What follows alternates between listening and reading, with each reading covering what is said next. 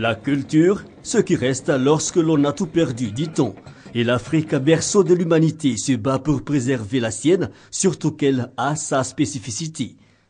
En Afrique, il n'y avait pas de dichotomie, c'est-à-dire de séparation entre les arts utilitaires et les arts à vocation esthétique. Le problème, c'est que les préoccupations sont davantage apportées sur l'économie de masse. L'effet culturel a souvent relégué au calende du simple divertissement. C'est en tout cas l'avis de certains observateurs. Il faut une grande sensibilisation du ministère de la Culture.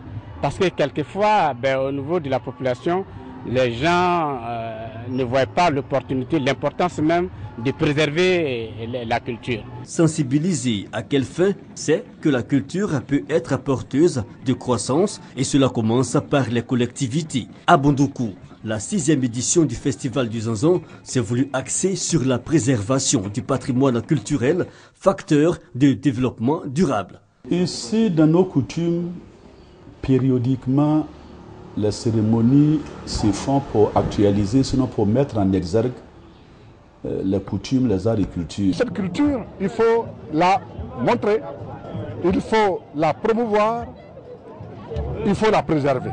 Et elle a l'avantage de créer une plus-value puisqu'elle crée des emplois, elle crée la consommation.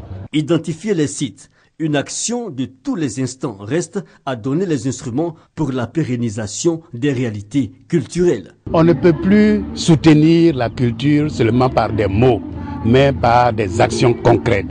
Et les actions concrètes, c'est de créer des infrastructures patrimoniales dans les régions, un espace d'aménagement où on peut penser et mettre en œuvre tous les éléments qu'on aura recueillis. Volonté politique, mais aussi prise de conscience de la masse. L'émergence, à coup sûr, passera par un meilleur rythme de ces deux cadences.